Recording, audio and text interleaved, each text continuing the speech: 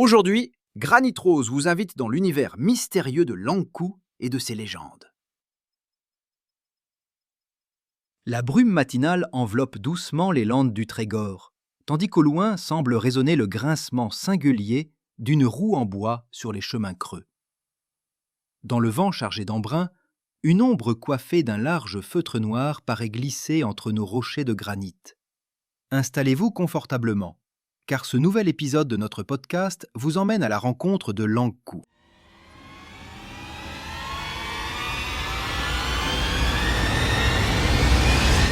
Bienvenue, chers auditeurs de Granit Rose. Pour notre discussion d'aujourd'hui, on reste chez nous, dans le Trégor. Imaginez un peu la scène. La fin d'une balade sur le sentier des douaniers, ce vent frais qui se lève. C'est dans ce décor qu'on trouve une figure qui hante les esprits depuis des siècles, l'Ankou. On va essayer de comprendre ensemble qui il est vraiment, au-delà de l'image un peu simple de la grande faucheuse. Oui, et pour bien commencer, il faut tout de suite préciser une chose, une confusion très fréquente. Ah oui. L'Ankou, ce n'est pas la mort elle-même, et ce n'est pas non plus le diable. Son rôle est bien plus spécifique. En breton, on l'appelle Oberur Armaro. Oberur Armaro. Ça veut dire l'ouvrier de la mort. C'est ça, c'est exactement ça. Il est son serviteur, un passeur d'âmes. Sa mission, c'est de collecter les âmes de ceux qui viennent de mourir. Et cette distinction, elle est vraiment essentielle pour la suite. Un ouvrier, d'accord. Ça le rend tout de suite plus concret. Et ce qui rend la légende si palpable, c'est qu'avant de le voir, on l'entend. Toujours. Toutes les histoires commencent par le son de sa charrette, le Karanankou. Ou Kariganankou, la petite charrette. Voilà. Il faut s'imaginer le silence total de la campagne bretonne la nuit, avant l'électricité. Et soudain, ce bruit.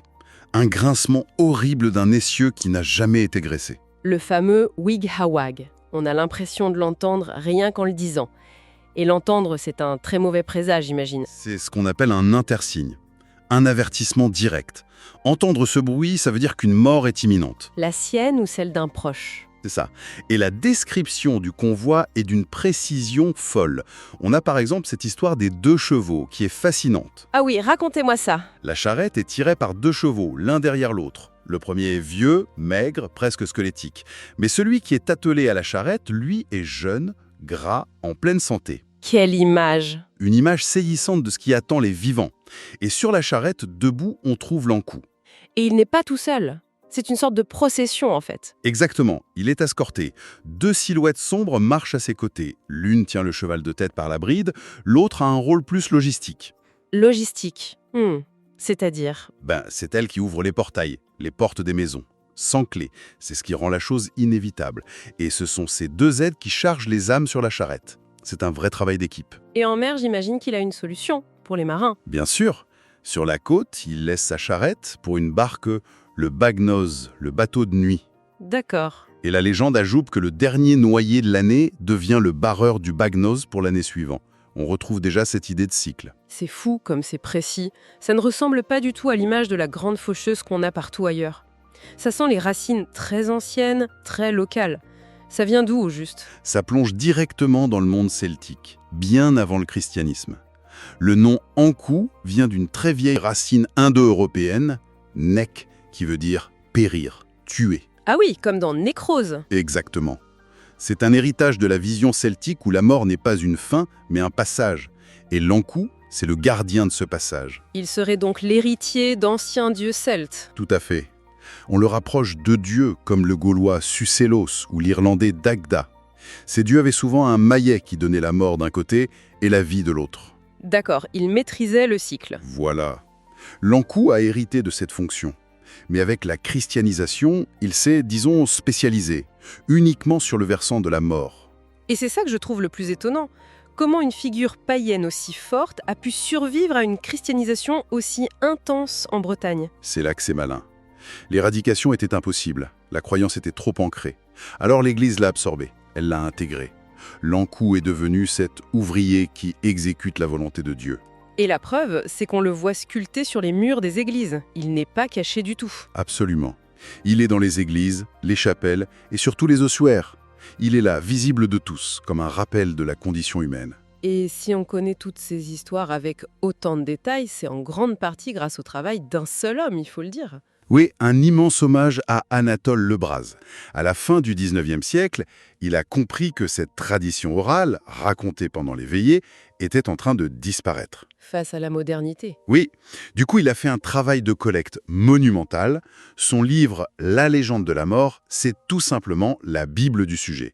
Sans lui, on aurait presque tout perdu. Bon, alors, on a une figure celte, récupérée par le christianisme et sauvée par Lebras. Mais qui est-il vraiment ?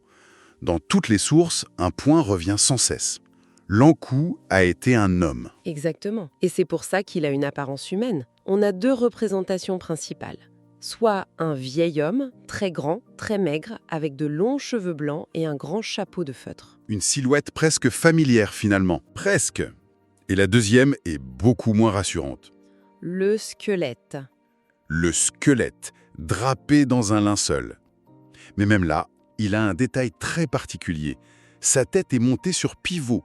Elle tourne constamment à 360 degrés. Pour tout voir. Pour voir d'un seul coup d'œil toute la paroisse dont il a la charge. La paroisse dont il a la charge, c'est là, je crois, qu'on touche au cœur du mythe, à ce qui le rend absolument unique. C'est le point central. Le secret de l'Ankou, c'est qu'il n'est pas un étranger.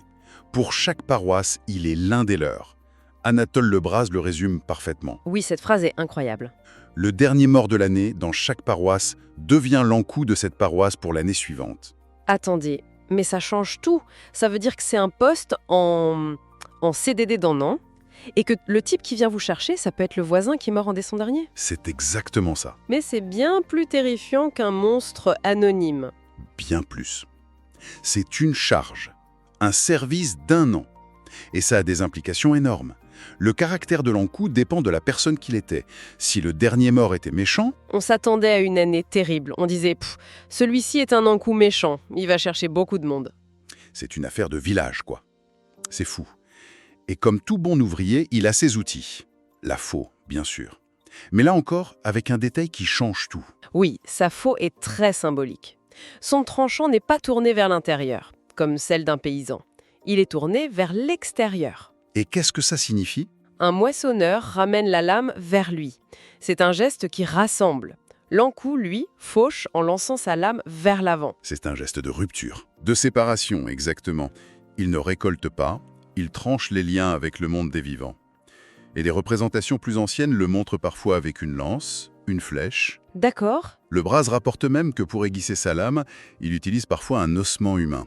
Terrifiant. Et ce qui est frappant, c'est que ces traces sont encore partout aujourd'hui. Il n'est pas que dans les livres, il est sculpté dans la pierre et le bois de Bretagne. Absolument, il suffit d'ouvrir les yeux. Ici, dans le Trégor, on a la statue en bois de l'église de Ploumilio. Magnifique et effrayante. Un peu plus loin, à la Roche-Maurice, il y a cette inscription sur l'ossuaire. « Je vous tue tous ». Il est à Bulla Pestivien, à la Martyre, la liste est longue. C'est une présence presque permanente. Et il n'est pas resté dans les églises, il a fait une carrière assez surprenante dans la culture populaire. Une carrière très riche, oui.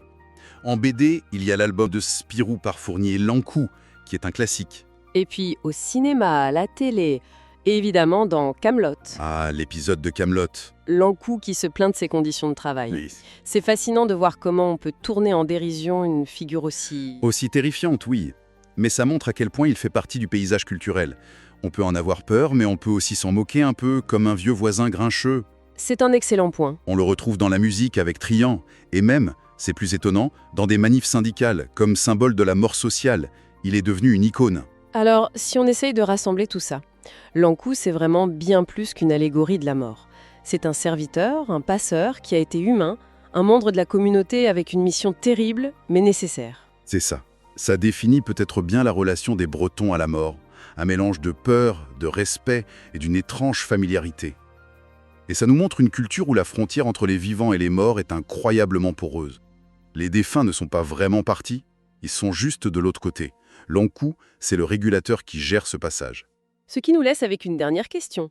Si l'Ankou, c'est juste l'un des nôtres, le dernier à être parti, est-ce que son rôle n'est pas un ultime service rendu à sa communauté ? Une tâche sacrée et terrible, confiée à un ancien voisin. Et comment cette idée que le messager de la mort a un visage familier, comment est-ce que ça change notre regard sur lui ? C'est sur cette question qu'on va se quitter. Pour prolonger la discussion, un article complet vous attend sur notre site, lemag.granitrose.fr. Ken à vous. Merci d'avoir écouté ce podcast Granit Rose consacré à la légende de l'Ankou. Si ce voyage au cœur des légendes de la Bretagne vous a plu, n'hésitez pas à vous abonner pour ne manquer aucun de nos prochains épisodes. Retrouvez-nous aussi sur nos réseaux sociaux et sur granit-rose.fr pour découvrir d'autres récits, des fiches pratiques et toute l'actualité de la côte de Granit Rose et de la Bretagne. À très vite pour de nouvelles explorations bretonnes.